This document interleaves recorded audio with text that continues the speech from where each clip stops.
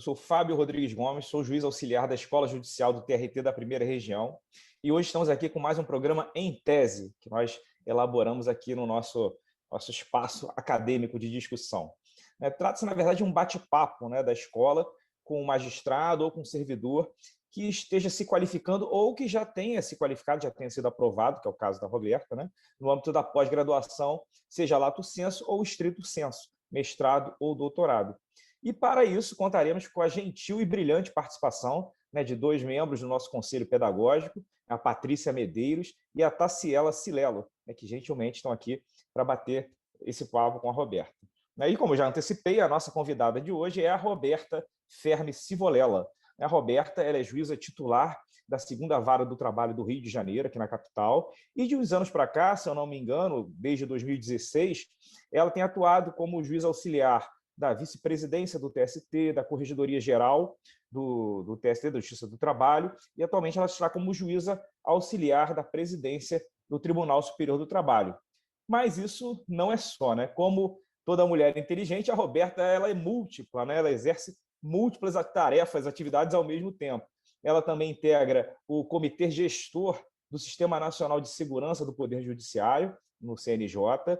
Ela participa do Comitê gestor do Sistema de Gerenciamento de Informações Administrativas e Judiciárias da Justiça do Trabalho, e-gestão, e também é coordenadora nacional do projeto Garimpo, através da Corregedoria Geral da Justiça do Trabalho.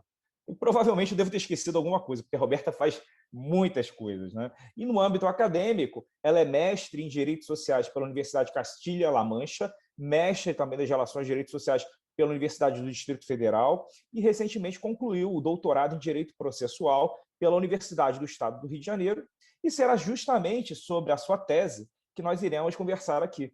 E o título da tese é As Premissas Fáticas e o Precedente Trabalhista, da razão eclética ao virtual law, da concretude objetiva segundo a teoria do fato constitucional. Eu tive a honra de participar da banca de doutorado da Roberta, lá na UERJ, e naquela ocasião eu tive a oportunidade de fazer algumas perguntas, contrapor alguns argumentos, e eu vou deixá-la falar com bastante liberdade aqui, nesses primeiros 15 minutos, para você que está nos assistindo e não teve a oportunidade de ver a defesa de tese, que é pública, de passagem, nesses 15 minutos iniciais, a Roberta fará um panorama da sua tese, e em seguida a gente começa aqui o bate-papo, passando a palavra para as nossas conselheiras. Roberta, seja muito bem-vinda ao programa da Escola Judicial, e eu entrego para você a palavra para você explicar um pouquinho da sua tese de doutorado aqui para a gente. Boa tarde, doutor Fábio, boa tarde, doutora Taciela, doutora Patrícia, Daniela também aqui, que está junto com a gente da Escola Judicial. Primeiro, não posso deixar de agradecer esse convite gentil, assim, eu deixo aqui um abraço muito carinhoso a todos os que nos estão assistindo e a todos os colegas também do TRT1, Eu sempre falo que o bom filho a casa torna, então, realmente, assim, por mais que se faça, que eu participe de eventos em vários TRTs, o do Rio tem um sabor especial, assim, de muito carinho, de muito acolhimento. Então, realmente, um prazer imenso estar aqui e concluir o doutorado também aí nessa cidade, que foi o meu nascedor e a minha cidade do coração, que é o Rio, lá na UERJ, você bem esteve presente. Bom, eu vou tentar aqui em 10 minutos falar muito brevemente sobre a tese, e já dá para ver pelo título que 10 minutos não são suficientes. Aliás, o título até foi uma das questões ali que a banca chamou a atenção, por ser extenso, porque eu procurei incluir todos os elementos que são abordados para a construção desse raciocínio, Enfim, como o próprio direito do trabalho e o processo do trabalho, embora tenha uma roupagem simples, o seu estudo ele acaba ganhando contornos complexos, o título também não poderia ser tão simplório assim. E aí eu vou começar contextualizando, até como você bem falou, Fábio, esse é um momento de um bate-papo, contextualizando a escolha do tema e os caminhos que eu percorri para conseguir construir o raciocínio exposto na tese, para a gente depois passar ao debate, se for necessário, questões até mais jurídicas. A minha caminhada acadêmica, na verdade, ela começou no direito material, né? O primeiro mestrado foi dentro dessa linha, e eu acho que todos nós que vamos para o direito do trabalho, a gente entra com uma paixão especial pelo direito material por conta dos direitos sociais, de ter uma ligação direta com o direito constitucional, mas também, como todo juiz, eu me vi aí diuturnamente permeada aí por reflexões em relação à efetividade do processo, em como trazer esse direito material para uma realidade mais concreta e mais eficaz no sentido de satisfação dos direitos. E aí os caminhos me levaram para o direito processual por uma feliz oportunidade. Quando eu fui aprovada no doutorado da UERJ, veio o convite para vir no TST, e justamente para a vice-presidência, onde eu pude fazer um verdadeiro trabalho de campo com os recursos extraordinários e os temas de repercussão geral, que são o foco maior da tese, apesar de eu falar do sistema de precedentes como um todo, né? E, enfim, calhou no período da égide do novo Código de Processo Civil, né? Tinha acabado de entrar com todas as discussões que permearam essa questão, até da própria aplicação do CPC, né, para o processo do trabalho, como a gente bem lembra, e vi também uma grande transformação, que é um dos tópicos que eu vou falar aqui, em relação à forma como os precedentes trabalhistas passaram a ser encarados pelo Supremo, principalmente nessas questões de repercussão geral, né? Nós vimos vários exemplos, eu falo sobre isso na tese, de situações antes consideradas como violações reflexas, como interpretações de legislação infraconstitucional, transformadas em matérias de repercussão geral, matérias consideradas constitucionais por essência, coisas que nós aqui já tínhamos o sentimento de que eram desde do início, né? Então, eu passei por toda essa experiência e consegui identificar 8 problemas principais que eu vou tentar elencar aqui, que são o mote para tudo que foi desenvolvido em relação a essa construção de uma teoria do fato constitucional trabalhista, que é o foco do trabalho aqui na tentativa de trazer uma clareza maior na questão do estudo da formação e da aplicação dos precedentes em matéria trabalhista. Bom, o primeiro problema, a problema característica que eu vi, né, foi a análise histórica aí da formação do nosso constitucionalismo e do nosso próprio sistema de precedentes, né? Como dizem, né, os maiores autores, tudo passa pela questão histórica e a gente acaba tendo que fazer essa análise. No nosso constitucionalismo, a gente já via elementos, vou tirar aqui uma expressão do Roberto Gomes, de razão eclética, que é essa incorporação de institutos estrangeiros sem que necessariamente haja uma adequação total ou um tempo até para que haja essa adequação dentro da nossa realidade. Essa foi a primeira questão e no sistema de precedentes isso me parece que ficou muito claro. Em segundo lugar, a multidisciplinariedade que, embora atualmente, com as questões da Justiça 4.0, que eu também trago aqui na tese, as barreiras tenham sido minoradas, né? Essa característica tenha sido um pouco mais presente em todas as searas do direito, nós, do direito do trabalho, bem sabemos que ela é uma característica que sempre esteve presente no nosso cotidiano, né? Nós ali, originalmente, vistos com a calculadora na sala de audiência, nós temos que ter um profundo conhecimento, sempre tivemos, de questões ligadas à economia, a direito empresarial, ao direito constitucional, como eu já mencionei aqui, muito inevitavelmente, a questões sociológicas, a questões político-institucionais e históricas, enfim. Eu acho que isso, para nós, do direito do trabalho e nos precedentes trabalhistas também, é uma marca muito importante, inclusive no sentido de se aferir à necessidade social e à repercussão social desses precedentes com os seus efeitos.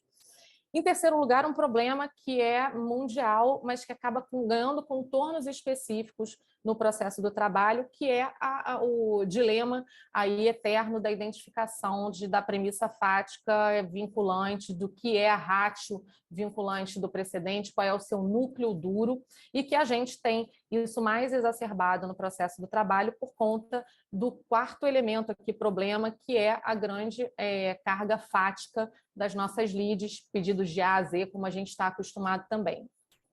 Como eu já falei, como quinto elemento, eu tive presente aí nesse grande aumento de interesse pelas causas trabalhistas, pelos precedentes trabalhistas e essa mudança de olhar do Supremo em relação às nossas questões, e que acaba por indicar também uma característica muito presente, né? Eu acho que é intrínseca aos nossos precedentes e que, por isso, deve ser considerada com um olhar peculiar no procedimento de formação e de aplicação dos nossos precedentes trabalhistas, que é essa íntima relação indissociável aí dos direitos sociais fundamentais com esses precedentes, com todas as controvérsias com as quais nós lidamos no nosso dia a dia.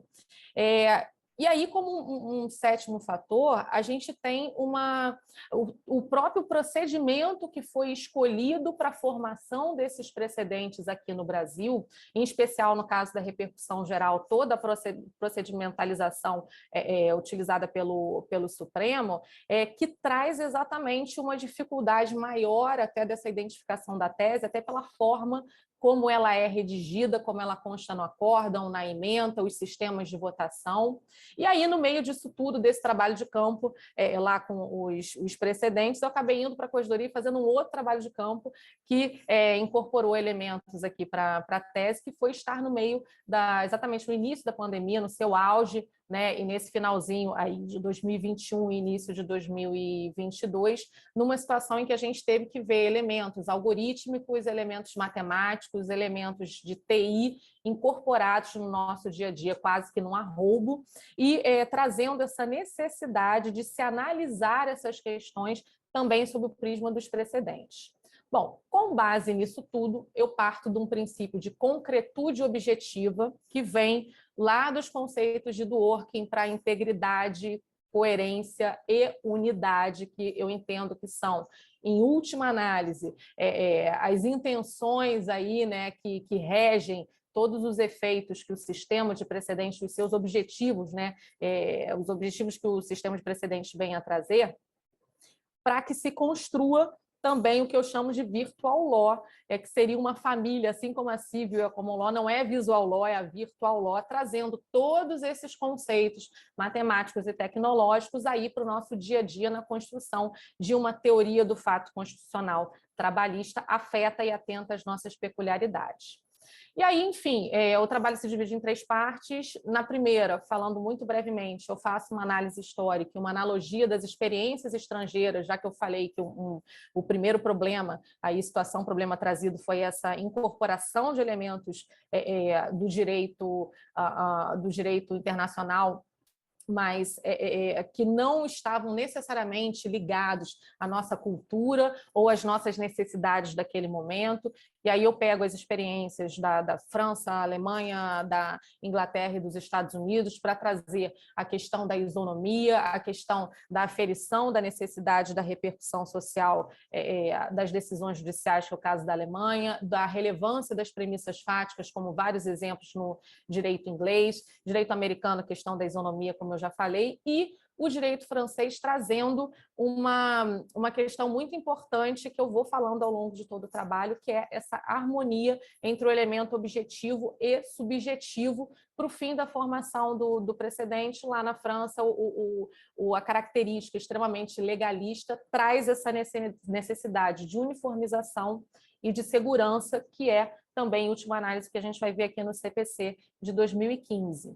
E aí, com base nisso, eu faço, na segunda parte do trabalho, uma análise já do sistema de precedentes no Brasil e da incorporação dos precedentes na realidade do processo do trabalho. A gente tem um histórico aí peculiar, com OJs, com precedentes normativos, inclusive com nomes específicos, com súmulas depois enunciadas de súmula, depois retorno às súmulas aqui no processo do trabalho, e características muito fortes de um sentimento institucional e da necessidade de se buscar por uma identidade própria, né, que a gente verifica aqui. Inclusive nas nossas experiências com incidentes de recursos repetitivos, que não são muitos até agora, não existe uma cultura muito grande em relação a isso, e termino a segunda parte falando mais especificamente sobre os temas de repercussão geral, todas as suas características, chamando a atenção, um destaque aí para a última parte, em que eu falo da super reclamação constitucional, fazendo uma analogia com o meu colega Siddhartha Legali, que fez também o doutorado na UERJ na mesma época que eu, chamava de super precedentes, né? Como esses problemas todos que eu trouxe afetam essa segurança jurídica e essa uniformidade por meio de um uso pulverizado das reclamações constitucionais, como meio de se aferir essa ratio, e aí quase sempre não uniforme, mas, ao mesmo tempo, trazendo um outro elemento que pode ser utilizado de maneira benéfica, que seria também um elemento sinalizador por parte dessas reclamações, exatamente de situações em que aquele precedente precisa de alguma adequação, precisa de superação ou precisa de algum esclarecimento. E aí eu faço paralelo com os modelos aí de sistemas representativos e simbólicos dentro da inteligência artificial ao longo do trabalho, com alguns exemplos concretos, e termino, depois de toda essa experiência da análise dessas situações todas e da situação específica do precedente trabalhista no nosso sistema, por construir o que seria esse conceito da concretude objetiva e do fato constitucional trabalhista, que seria, em última análise, aqui numa apertadíssima síntese, seria a necessidade do reconhecimento dos valores constitucionais envolvidos naquele precedente, aí não só como o seu núcleo duro, mas também aqueles relevantes como elementos de fala diretos e indiretos, nos dizeres do professor Thomas Bustamante também, que indicam questões que não podem ser deixadas de lado na formação, na interpretação e na aplicação dos precedentes. E aí vou deixar, porque eu acho até que já estou aqui chegando para o final do tempo, vou deixar os detalhes aqui para as perguntas, mas passando por algumas situações da teoria argumentativa do direito, que falam sobre a falseabilidade, sobre o discurso jurídico e o consenso racional, sobre a necessidade da utilização de maior número de variáveis possíveis, eu apresento algumas sugestões de elementos necessários de inserção para a alimentação desses sistemas de inteligência artificial que estariam ligados a essa concretude objetiva e a esse fato constitucional trabalhista como meios de identificação desse fato constitucional e de um resultado esperado para aqueles precedentes. Por meio dessa inserção desses elementos, seria possível, a médio prazo, também se identificar quais seriam as melhores opções jurídicas para a formação de novos precedentes, ou seja, não só na sua aplicação, né, mas também em relação àqueles sistemas dos quais já se falou, para a utilização de identificação de quais seriam os casos referentes a determinada tese, quais seriam os casos de distinção, mas também como elementos sinalizadores das melhores opções jurídicas para os próximos precedentes a serem formados. E termino, por fim, aqui construindo uma rede de alguns princípios que eu vou falar muito rapidamente, né? O primeiro da concretude objetiva, que eu já mencionei, que seriam os princípios dessa virtual law específicos para o precedente em matéria trabalhista.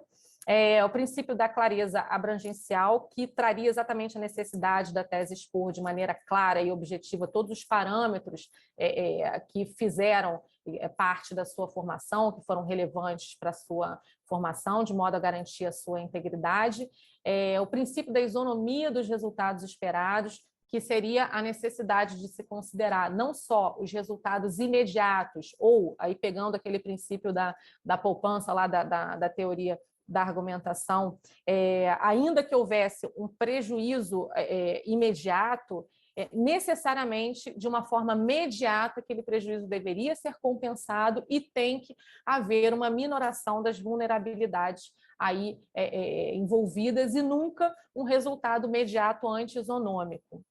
Como quarto princípio, o princípio da utilidade, que seria a análise de todas as variáveis relevantes para aquele precedente, para a sua formação e para a sua aplicação, isso muito resumidamente. O princípio da conveniência social, que é aquele que traz a necessidade de uma aceitação social daquele precedente aí por diversos fatores, inclusive sinalização por parte dos tribunais, e aí entra até aquela questão da reclamação que eu mencionei. O princípio da identidade fático-constitucional, que é exatamente o último princípio que vem a respaldar essa teoria, que seria a necessidade dessa identificação desses elementos fáticos, como eu falei, relevantes, e a sua consideração para a formação e para a aplicação de precedentes no futuro. Então, em resumo e em tese, como diz aqui o programa, seria mais ou menos isso. Não sei se me esvaí aí no tempo, se ultrapassei, eu deixei rolar, mas seria mais ou menos isso. Excelente, excelente, Roberto. Obrigado pelo seu resumo. Foi realmente assim, a gente pode perceber que foi um trabalho de fôlego, né? Ela enfrentou diversos obstáculos dificílimos, né? A questão da importação acrítica do direito comparado, né? Algo que poucas pessoas no Brasil fazem, né? A questão da identificação da ratio, uma dificuldade eterna de quem lida com precedente, a questão da teoria argumentativa e, né, tentar propor metodologia de construção de precedente. Então, foi um trabalho realmente bastante desafiador, digamos assim. Por isso e por outras questões, para eu também não ficar perdendo muito tempo aqui, eu passo diretamente a palavra para a Patrícia, né, que deve estar ansiosa para fazer a primeira pergunta. Obrigado, Patrícia, mais uma vez pela sua participação. Primeiro, eu queria agradecer à escola, a oportunidade, a forma, né? Esse formato realmente, Fábio, é excelente, né? Nós sempre quisemos fazer isso assim, no presencial, e acho que agora o virtual vai facilitar muito. E, Roberta, parabéns. Você realmente, como o Fábio falou, você conseguiu abranger e abarcar numa tese, pelo menos os temas que me são mais caros, né? Tirando a questão constitucional, que não é realmente a minha especialidade, eu gosto de contar que eu fui aprovada para o mestrado em Coimbra para fazer com canotilho e deixei de fazer. As pessoas perguntam como você fez isso? Para fazer filosofia, metodologia do direito e processo, né? Direito processual. Então, quando eu vi o seu tema, que envolve precedente, com essa abordagem de metodologia do direito, teoria do direito, tecnologia, passando pela questão da tecnologia, e tudo que envolve, né, racionalidade jurídica, filosofia do direito, e realmente fiquei encantada. Inclusive, Fábio, foi por conta da tese da Roberta que eu me inscrevi no grupo de pesquisas Daniela Zabi, aqui da Escola de Inteligência Artificial e Precedentes, porque eu tinha isso para mim, eu falei, uma coisa a mais a fazer, será que realmente eu vou contribuir? E são dois temas fascinantes. Eu acho que o Poder Judiciário, nesse aspecto, tem que, né, auxiliar. Mas vamos lá. Então, lendo, Roberta, não vou repetir o título, né? O título, né, já nos traz, né, muitos pensamentos. Eu fui no seu objetivo, né, que consta lá na página 24. Você diz: objetivando aprofundar o exame das premissas fáticas como elemento de relevância peculiar nos precedentes em matéria trabalhista e de sua relação com a denominada ratio constitucional trabalhista, com a construção de um sistema de princípios próprios que você elencou a serem observados em tais casos, o presente trabalho também buscará, por meio do exame citado, demonstrar a necessidade de concretude objetiva na construção de tais decisões à luz do virtual law e das novas ferramentas, que não é o visual law, né, como você disse, e das novas ferramentas colocadas à disposição do direito. Numa primeira leitura, eu fiquei em dúvida, que já não tenho mais, lendo, né, a tese como um todo, e agora você também esclareceu, se a tese seria voltada para a questão da construção dos precedentes em si ou para a construção e aplicação. E eu verifiquei, né, na leitura, você já disse, seria uma questão bem ampla, né? Construção e aplicação. E por que eu estou trazendo, eu vou me ater, né? Mais a questão metodológica mesmo, né? Porque direito processual todo mundo aqui domina, a parte constitucional eu deixo com o Fábio, né? E a tecnologia mais ainda com a Taciela. Então, eu puxei um pouquinho para mim a questão da metodologia do direito mesmo, né? Por quê? Porque quando nós falamos em premissas fáticas, para mim, né? Que até agora não concluí minha tese de doutorado em Coimbra, que é em teoria da decisão, exatamente porque foi calcada na tese do Castanheira Neves a questão de fato e questão de direito, né? Então, eu fiquei encantada com a sua tese por isso. Eu me debrucei muito por essa, assim, na sua tese em verificar essa questão, porque eu trouxe também muito e tenho trazido na questão dos precedentes, né? Quando nós, enfim, ministramos aulas ou escrevemos sobre precedentes, é a primeira questão que vem da ratio, da questão fática, questão fática, questão fática. Só que, assim, seguindo exatamente o Castanheira Neves, assim, é algo muito caro para mim, que não existe, e essa talvez a grande dificuldade, né? Essa cingibilidade, né? Entre questão de fato e questão de direito. Nem na norma, nem no precedente, né? E essa é a grande dificuldade. E aí, eu até trago, assim, para reflexões, não chega a ser uma pergunta, mas para reflexões, que o enriquecedor disso tudo é a gente, né, somar e repensar, e refletir todos juntos, né? Algo que o Lênio sempre diz, baseado no próprio Castanheira, né? Que o texto não existe, né? Em uma espécie de textitude metafísica. O texto é inseparável do seu sentido. Textos dizem sempre respeito a algo da faticidade. Interpretar um texto é aplicá-lo, da impossibilidade de cindir interpretação de aplicação, né? E a importância da diferença ontológica entre texto e norma. E ele traz até mesmo a ideia do Castanheira de questão de direito, que é o texto, e questão de fato, que é o caso concreto, tá? E nessa sequência, ficou claro para mim que você busca exatamente isso, né? Traçar algo nesse particular em termos de... verifiquei aqui na sua tese, né? Ao fim e ao cabo, é exatamente isso. Na página 255, você especifica essa questão, de que a ideia é essa. Mas eu fiquei com essa dúvida.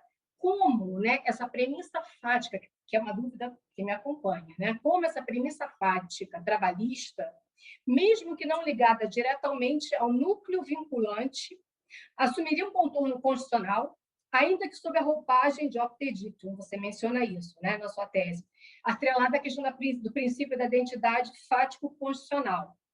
Tá? E você traz a questão do fato constitucional trabalhista, né? Relaciona no crescente a questão da jurisprudência dos interesses, né? E, assim, pelo que eu li, meio assim, parou um pouco ali, na questão da jurisprudência dos interesses, sem ingressar na jurisprudência dos valores, né? Que seria um avanço mesmo no pensamento jurídico moderno. Então, eu fiquei com uma ideia assim, ou ainda se permaneceu no positivismo jurídico sociológico, porque como você mesmo na sua fala, né, mencionou social, fato social e essa questão toda.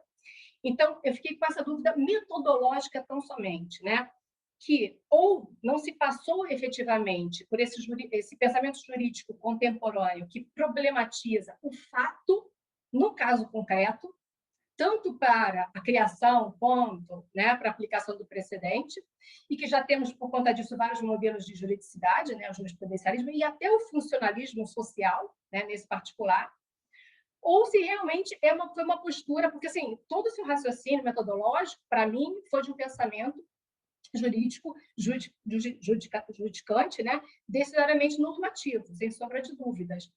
Mas me deu uma ideia, e talvez eu lembrei muito do Fábio nesse particular, né? Não pela questão principiológica, não, né? Mas pela questão valorativa, como seria, em termos práticos, né? Não estarmos caindo ou no positivismo jurídico-sociológico, né? Nessa análise de construção, de apreensão desse fato social, ou no funcionalismo jurídico-social, no sentido de que o direito seria a função do social e não teria o direito a uma autonomia própria que deve ser buscada em cada caso concreto, né, na sua concretude, né?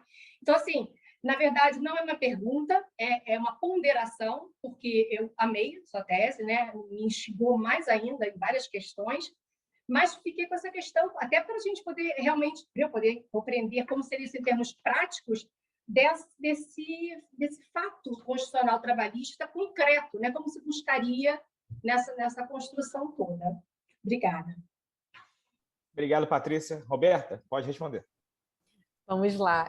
Até para te explicar, achei assim, sensacional a colocação e essa lembrança, porque só para vocês entenderem um pouquinho do que foi esse caminho aí, a primeira boneca, digamos assim, né, da tese que foi, lógico, primeiro por capítulos, mas a primeira tese que foi com aquela ideia, aquele brainstorming geral, né, do que seria encaminhado para a orientadora, tinha 440 e tantas páginas, só que era uma coisa assim, não dava.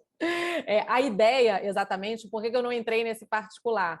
Porque a ideia aí, eu acho que, e você colocou muito bem, foi exatamente, eu não posso dizer para você que eu não vou passar, não passei por esse outro conceito de juridicidade, mas eu quis mesclar esses dois pensamentos aí para essa identificação. Acho que o fato constitucional trabalhista, acho que ele engloba as duas visões, tá? Eu vou te dar um exemplo bem prático, por exemplo, de uma situação que eu menciono na tese, em que existe o fato, ele foi considerado não pertencente à ratio, mas ligado ao valor constitucional envolvido. E aí, nesse viés, ele foi considerado como um elemento de fala indireto capaz de revelar a necessidade de se construir um precedente em relação àquilo também. Aí, exemplo claro, tá? Não sei se responde a sua pergunta, mas eu acho que mescla esses dois conceitos aí que você trouxe. Responsabilidade subsidiária da administração pública na terceirização. O tema 246, né? A gente aqui até brinca, o ministro Renato, que eu trabalhei antes aqui na Vice, ele falava, doutora Roberta, pelo amor de Deus, me vem com esses números, porque você está falando grego, né? A gente aprende a falar tudo por número aqui em relação aos temas. Então, era o 246, e aí uma celeuma imensa, porque considerou-se que uma questão inicialmente ligada à legislação infraconstitucional, ela estaria ou não estaria abarcada na tese, que é aquela questão do ônus da prova, enfim. E aí, dentro de toda essa celeuma, em embargo de declaração, venceu uma tese apertada, a tese final de que esse elemento não estaria incluído na tese, mas a importância daquele elemento de fala indireto. E aí, como o direito buscando uma funcionalidade social, não tanto quanto a questão da norma, né, de se procurar criar uma uniformidade e uma isonomia como resultado imediato, que é uma das coisas que eu falo aqui no tema 1118, quer dizer, aquela questão do ônus da prova foi considerada como não relevante numa visão de normatividade no 246, né? Mas entendeu-se que ela era sinalizadora de uma questão social que demandava, né, um efeito social importante e que, por isso, acabou ensejando a formação de um outro precedente de repercussão geral também. Eu acho que esse seria o exemplo melhor assim que eu poderia te dar, que eu me recordo agora no momento da tese, mas acho que é bem isso, um foi pelo normativo, o outro pelo direito, pela sua função social, aí, com seus efeitos e com tudo que se gerou a partir da dúvida do primeiro precedente criado. Acho que é mais ou menos isso. Não sei se atendi a pergunta. Não, perfeito, perfeito. Mas, assim, voltando, né? Perfeito, foi muito claro, mas, novamente, você traz essa questão da função social, né? E aí eu caio novamente nessa questão. Se efetivamente, no seu sentir, né? Até por toda a sua experiência, e por isso eu estou muito feliz de estar aqui debatendo, né? Por toda a sua vivência, se esse realmente seria a forma, ou se nós, a partir do momento que nós buscássemos esse fato social, essa função social na formação e na aplicação dos precedentes, nós não estaríamos colocando exatamente o direito com D maiúsculo, né, como função, né, social, que poderia também ser, por exemplo, uma função política. Né? Na sua tese, óbvio que não, mas poderíamos ter uma tese, por exemplo, em paralelo, que a função poderia ser algo de cunho político. Né? Percebe o que eu estou querendo dizer? Assim, esse é o meu único receio em termos de aplicabilidade da construção dessa teoria. Né? É mais ou menos isso. Não sei se eu consegui me fazer entender. Porque, por exemplo, esses fatores sociais, né? Por exemplo, uma situação problema, social juridicamente problematizada, etc., para mim, não sei como você colocou, ficaria no obter dictum, daquele precedente que depois teve relevância. Perfeito. Mas trazer, por exemplo, uma aplicação para construção por si só, Por que essa valoração específica nesse caso? Percebe? Por que foi valorado dessa forma e não foi minimizado? Esse é o meu receio, porque aí a gente começa a entrar no subjetivismo, que é, assim, que é a grande crítica até de um positivismo ou até de um método criativo. Tá? É mais ou menos isso, assim, como realmente essa concretude que você elenca, a concretude objetiva, atrelada ao fato social, nós poderíamos realmente, ainda mais em termos de inteligência artificial, delimitar, né? Sem subjetivismo, enfim, sem interpretações, sem valorações outras que não fossem do campo do direito, efetivamente. Posso, Fábio? Claro, eu por acho favor, que, pode complementar. acho que agora já complementando, acho que agora foi no ponto. Eu acho que isso estaria inserido, Patrícia, dentro do princípio da clareza abrangencial, com o uso, é exatamente isso, essa harmonia entre o elemento objetivo e subjetivo, porque eu concordo imensamente com você. Se a gente cai no subjetivo, a gente vai para uma função deturpada, ou que pode ser deturpada do uso daquele instituto. Mas aí, utilizando a inteligência artificial, e é daí que eu acho que foi o grande estalo que me deu, gente, a solução está aqui. Por meio desses mecanismos dos sistemas inteligentes, representativos e simbólicos, a gente consegue estabelecer variáveis objetivas para questões que seriam, sem essas variáveis, totalmente subjetivas. E aí a gente consegue conceder concretude quando a gente coloca o maior número de variáveis possíveis dentro daquele sistema inteligente, colocando claramente o que foi utilizado como fundamento, como razões para a formação daquele precedente e quais os seus efeitos de aplicação, porque aí a gente inviabiliza um uso totalmente político ou um uso que, sob o mote de uma função social, pode se afastar do seu verdadeiro sentido. Eu acho que é por aí, acho que o caminho seria por aí. Obrigado, Roberto. Obrigado, Patrícia. Agora passo a palavra para Taciela. Taciela, obrigado mais uma vez pela sua participação. Seja bem-vinda aqui no programa Em Tese. Obrigada, Fábio. Sempre um prazer, uma honra estar presente, ser convidada para os eventos da escola. E esse é um evento que eu tenho muita alegria em participar. Roberta, parabéns, em primeiro lugar. Eu tive o prazer de ler a sua tese. É um trabalho realmente extremamente extenso, né? E com muitos temas sendo abordados, assim, e eu nem sei... eu, sinceramente... até me assustei quando eu vi, assim, quando eu li o título, eu admito que eu falei, nossa, eu não consegui entender o título.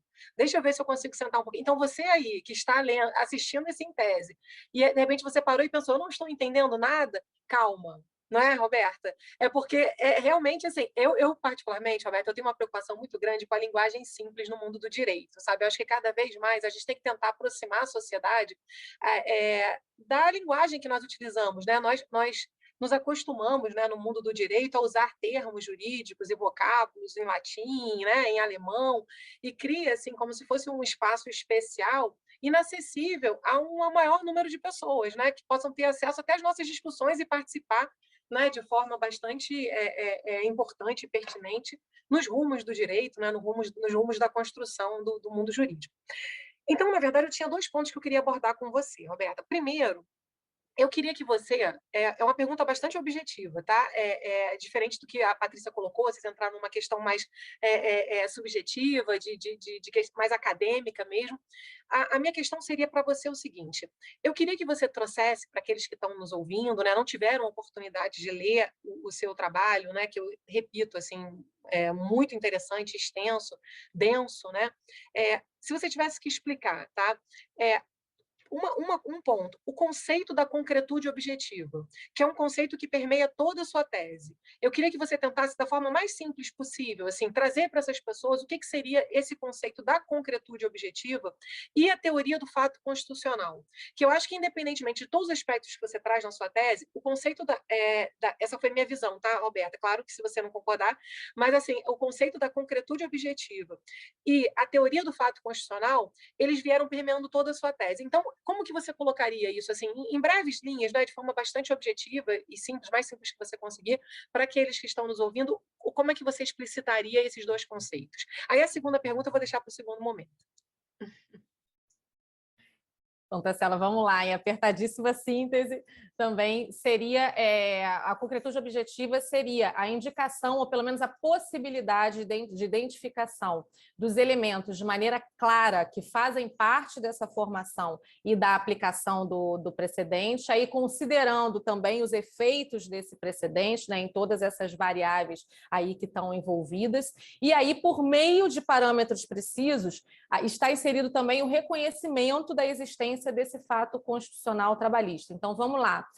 Indicar parâmetros claros que fizeram parte da formação e da aplicação do precedente, falando aqui numa linguagem muito simples. Mas esses parâmetros devem necessariamente passar pelo reconhecimento desse fato constitucional trabalhista como sendo relevante para o precedente. E aonde indicar aonde ele é relevante. Em suma, seria isso.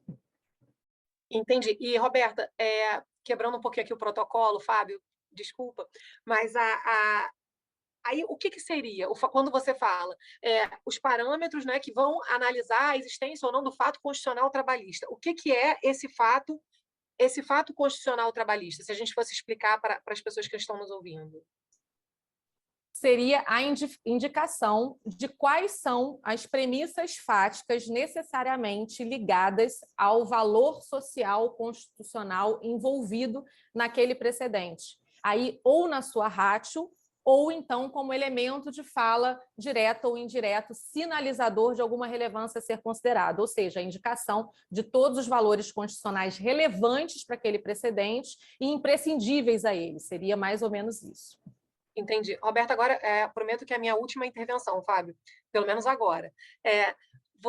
Quando você fala nessa questão de valores, né, você trouxe a expressão valores constitucionais, né, e aí o Fábio, muito melhor do que eu, saberia colocar essa questão dos valores, princípios, regras, nessa divisão que eu acho que é importante para balizar também essa discussão, mas que eu acho que é muito extensa também para esse momento agora.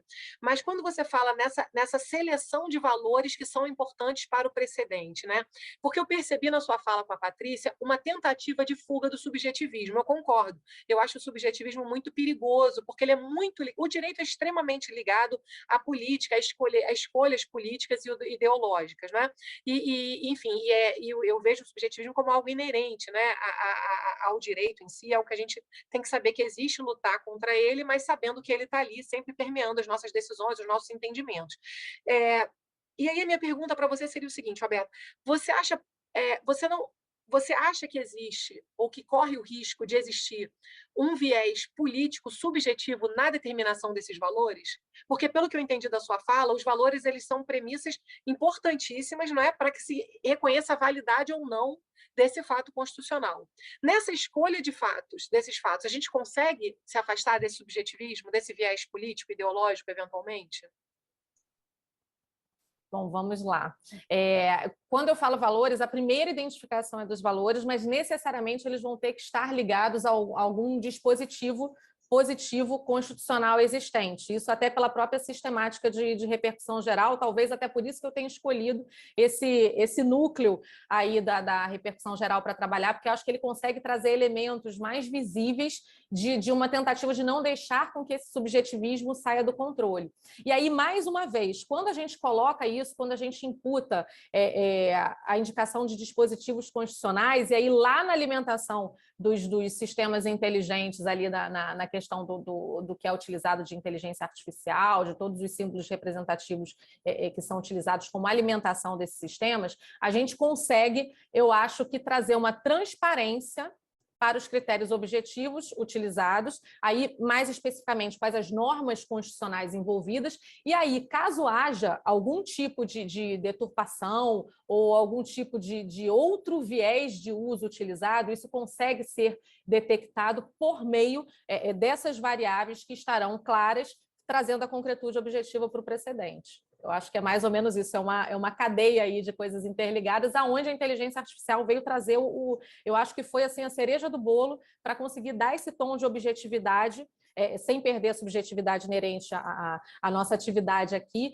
mas fazendo com que ela não se perca também dentro da sua função aí no nosso sistema de precedentes. Tá ótimo, ficou claro, Roberta. Obrigada. Fábio? Obrigado, Tarsila. Obrigado, Roberto. Vou fazer uma perguntinha também aqui, só para não perder a oportunidade e também colocar aqui no nosso programa uma pergunta que, na verdade, eu até fiz para a Roberta durante a nossa banca lá de doutorado, né? É um pouco seguindo a linha do que a Patrícia da Tassiela também já mencionaram, porque vocês sabem, todos aqui sabem, que eu sou muito crítico da teoria pós-positivista, né?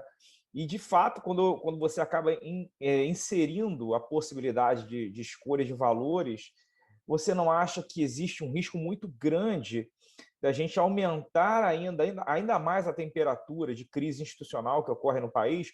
Porque quando o judiciário trabalha com essas valências muito abertas, muito fluidas, e agora com precedentes vinculantes, ou seja, ele escolhe o que ele acha bom ou ruim, e isso se transforma numa decisão que vincula a todos, isso não pode ser uma quintessência da juristocracia, é um ativismo judicial que engessa de uma vez por todas a tomada de decisão democrática no país? Eu vou te dar uma resposta hoje menos banca de doutorado, Fábio. Então, eu acho que quando a gente cria mecanismos para dar transparência a esses critérios, que foi o que eu falei para a Tassiela, a gente consegue, ao menos, não digo monitorar, tá? Que essa não seria a nossa função, mas trazer uma adequação entre o uso daquele instituto jurídico e os fins aos quais ele se destina. Então, me parece que o sistema de precedentes, tendo essa função uniformizadora, tradutora de uma segurança jurídica, que eu acho que é necessária dentro de uma estrutura como a nossa, que está tão exacerbada aí de litigiosidade, né? Os movimentos aí de desjudicialização, eles estão aí no mote da vez. A gente precisa desse elemento objetivo e precisa de uma orientação, mas a gente precisa ter mecanismos paralelos para que isso não se transforme, como você falou, numa quintessência, enfim, da jurisdição, em alguma situação que possa trazer alguma deturpação dentro desse uso dos institutos. Quando a gente traz parâmetros e formas, inclusive, de sinalização, que eu até falo um pouquinho sobre isso, por parte das instâncias inferiores mesmo, acerca da adequação daquele precedente ou da sua real finalidade, a gente consegue, eu acho, que minorar um pouco esses efeitos aos quais você se referiu. Né? E eu acho que a nossa atividade aqui é essa mesmo, está sempre na corda bamba, aí, no limiar entre o objetivo e o subjetivo. E, como eu falei, no direito do trabalho isso é muito mais sensível, porque é quase que impossível desvincular questões históricas, econômicas e políticas à opção jurídica eleita naquele momento para a formação de determinado precedente ou de determinada decisão judicial. O importante é que isso não saia do controle, que a gente tenha esses instrumentos na nossa mão com a clareza, que é o que eu proponho aqui, a clareza abrangencial e a concretude objetiva que eu proponho aí para a formação e para a aplicação dos precedentes. Tá bom, obrigado, Roberta. Patrícia, por favor. Na verdade, assim, eu tinha várias questões, mas a Roberta, ela simplesmente me convenceu, porque lendo, eu agora compreendi, né? Metodologicamente, né? Houve assim um salto, porque não caberia tudo aqui. E eu fiquei com essa, assim, como eu não conversei com você, eu fiquei com essa impressão de que poderia ter esse, talvez, né? Imagina, mas talvez um salto ali, e por conta disso, metodologicamente, poderia ser falha a ideia. Só que a Roberta me convenceu, eu estou mais encantada ainda, né? E eu acho exatamente o que ela disse agora, Fábio. O que ela traz para a gente, eu vou agora reler com essa lei de novos olhos, ela traz exatamente elementos, tentativas de elementos subjetivos, para que não haja, não se perca o controle disso, né? Porque isso é algo posto, não temos como fugir, o sistema de precedentes está aí. Ainda que haja críticas, né, de como como é a construção dele como um todo, enfim, mas está aí. E essa questão da inteligência artificial, com essa podendo ser atrelada essa concretude que a Roberta traz, eu acho que é a forma que nós temos hoje para resolver todas essas críticas, né, que nós temos no campo abstrato, digamos assim, né? Então, eu, particularmente, estou satisfeitíssima. porque fiquei com essa dúvida, não tenho mais dúvidas, vou reler com esses novos olhos, Roberta, e fiquei mais encantada ainda agora. Parabéns. Obrigado, Patrícia. Taciela, você quer fazer mais alguma pergunta? Bom, eu vou fazer uma última pergunta, já que foi me passada essa oportunidade, eu não vou desperdiçar. Roberta, eu queria agora uma opinião, assim, que eu acho que acaba tangenciando a sua tese, mas não deriva dela necessariamente, mas é uma opinião que eu gostaria, enquanto você é estudiosa do tema, né? Qual a sua opinião em relação porque quando a gente fala em formação de precedente, né, em constitucionalização do nosso direitos sociais, né, nós temos, eu até parei para contar aqui, eu acho que são 33 incisos de direitos no artigo 7º, né? Tem um que é o da prescrição, não entrou nessa minha conta. Na sua opinião, assim, essa constitucionalização exacerbada, eu já estou dando a minha opinião, né? De diversos direitos, né? São 33 incisos no artigo 7º, dos direitos dos trabalhadores. Ela dificulta essa formação de precedentes? Ou ela facilita, eventualmente, a formação dos precedentes? Ou você não vê uma relação necessária nesse sentido? Eu vou te falar a minha opinião e vou te falar o que eu vi na prática dentro da experiência e até da mudança de visão com relação aos temas de repercussão geral, tá? A minha opinião é que, na verdade, essa constitucionalização dos direitos, ela facilita a visualização de um caráter objetivo para os valores sociais envolvidos. Eu acho que fica mais fácil, quando a norma constitucional ela é expressa, de não se recair em subjetivismos e de não se recorrer a valores que não estejam expressos por meio de um comando positivado, tá? Então, eu vejo isso de uma maneira positiva, não negativa. A grande questão é que, aí agora falando na prática, eu não vejo uma correlação dessa questão, dessa positivação com essa visão, porque aí falando de exemplos muito práticos dentro dos precedentes em matéria trabalhista, principalmente nos temas de repercussão geral, a gente tem uma infinidade de temas que, ao contrário, pegam comandos genéricos da Constituição, que até não estão no artigo 7º, para dali tirarem os valores envolvidos, que é exatamente uma das questões que eu visaria aqui humildemente minimizar. Vou dar o exemplo dos temas afetos à terceirização, que pegam o artigo 5º 2, né, que é o princípio da legalidade. Gente, que é coisa mais ampla do que isso, eu acho que vários princípios, várias questões se inserem aí. Então, na prática, situações infraconstitucionais são pensadas para a inserção em dispositivos constitucionais. Não estou fazendo aqui juízo de valor sobre se tal precedente foi bom ou se foi ruim, eu estou falando de um fato que realmente acontece. Nesse caso, o princípio da legalidade, por exemplo, existe uma súmula do Supremo, a 636, se não me engano, falando que não cabe recurso extraordinário quando existe a alegada violação ao princípio da legalidade. No entanto, esse dispositivo foi utilizado como dispositivo principal para considerar temas de repercussão geral em matéria de terceirização. Então, vejam que, assim, acaba que não... Eu acho que, na prática, esses 33 incisos, essa constitucionalização desses direitos não interfere, tá, no que está acontecendo hoje. Talvez trazendo essa concretude, isso consiga ser minorado, porque teria que ser identificado nos elementos ali que vão alimentar o sistema de inteligência artificial exatamente quais foram os parâmetros. Por que é o artigo 2º? Quais foram todos os elementos que foram considerados. E aí pode-se verificar com uma maior segurança se aqueles parâmetros estão consentâneos aí com o objetivo do precedente ou não. Então, seria nesse sentido. Ótimo, obrigada, Roberta. Roberta, minha pergunta para você final é a seguinte: como você mesma falou no início, né, a sua experiência no TST contribuiu muito para as suas reflexões a respeito da tese, né, do tema do precedente.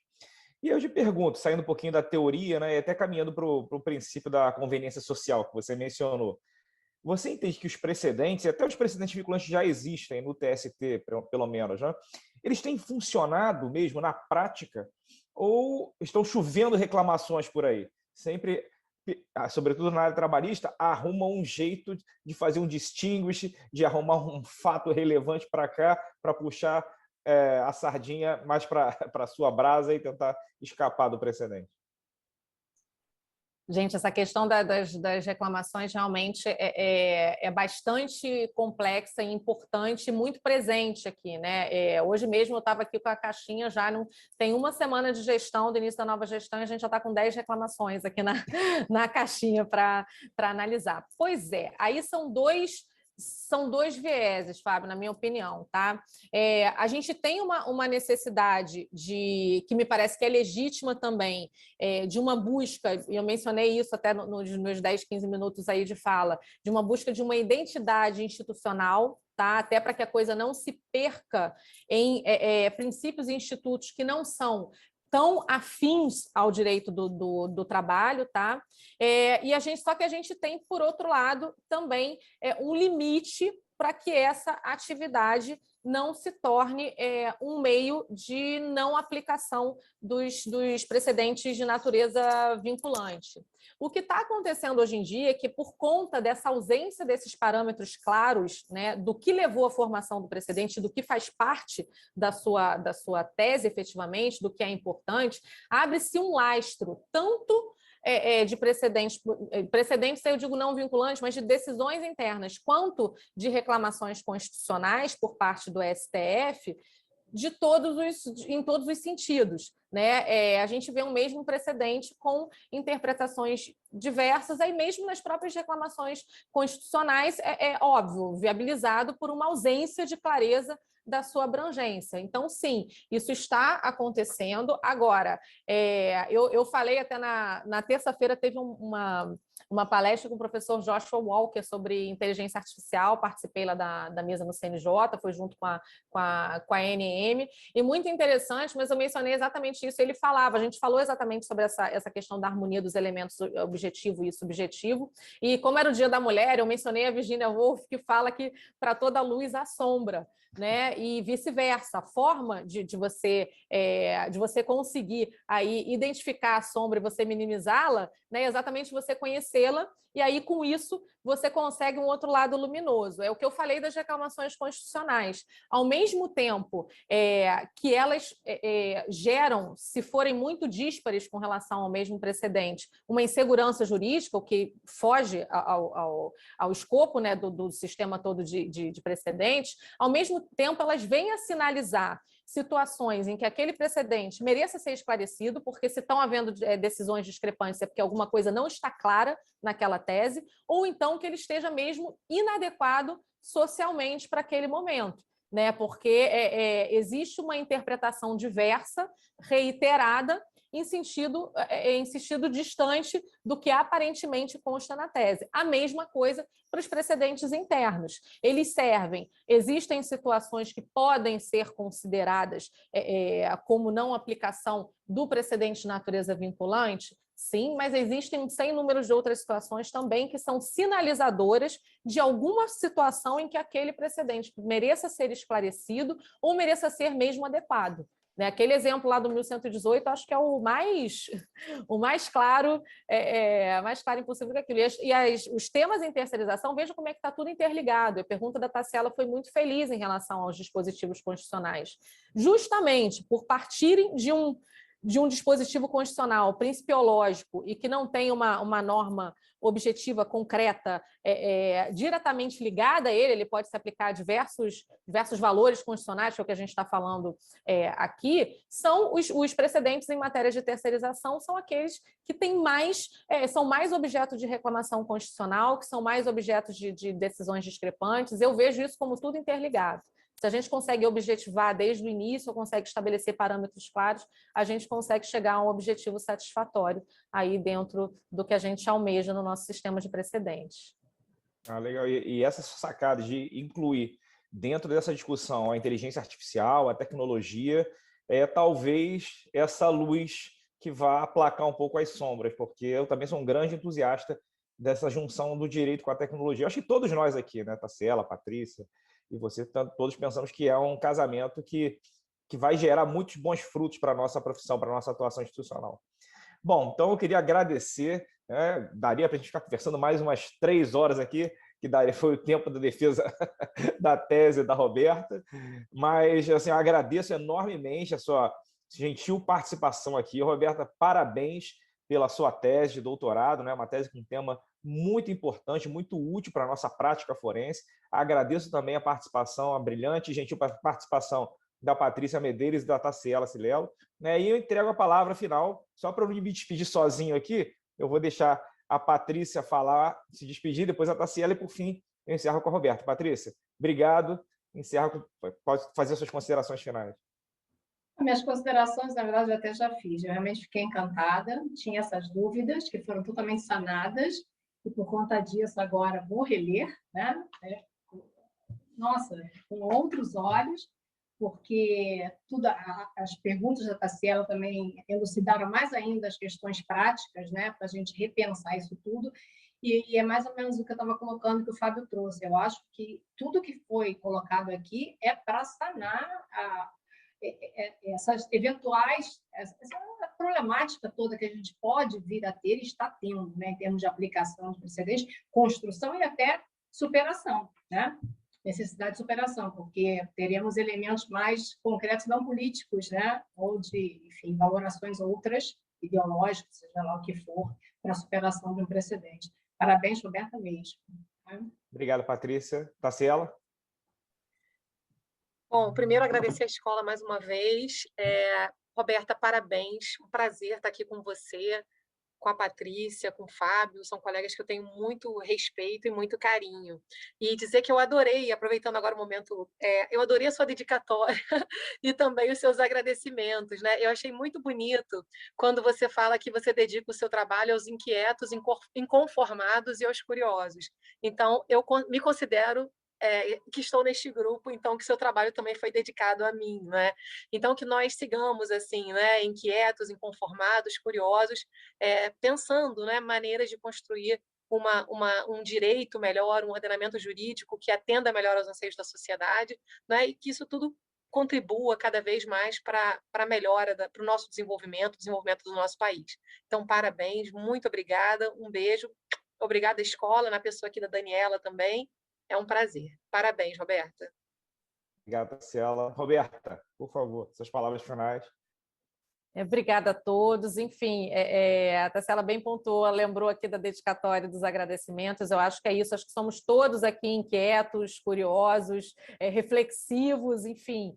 E aí numa busca de uma inserção mesmo nossa, né, como direito do trabalho. Eu acho que a grande questão é essa, né? Muitas vezes, vou fazer até aqui um fechamento aqui, acho que, Fábio, eu imagino que concorde comigo, mas, e acho, não sei, aí Taciela e a professora Patrícia também, mas nós que trabalhamos aí na magistratura trabalhista, a gente muitas vezes vê que determinadas questões...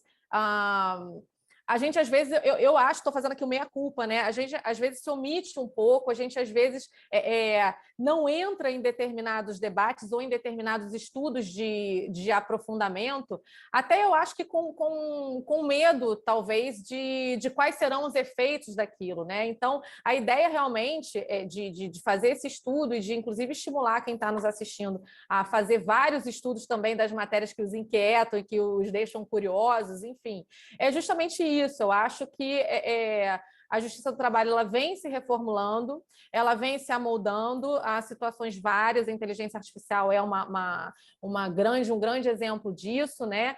Mas, sobretudo, nós estamos aí na crista da onda, né? Porque essa mudança de visão até do que a gente tem visto do Supremo é isso. Nós ditamos importantes efeitos aí na sociedade, em várias searas, e eu acho que é o momento nosso mesmo de estudar, de propor, de sermos inquietos e de entrarmos em searas aí de debates, às vezes até meio tormentosos. Nós estamos aqui para isso, mas espero, do fundo do coração, que tenham gostado e agradeço demais aí o convite. Muito bom estar aqui com vocês de novo.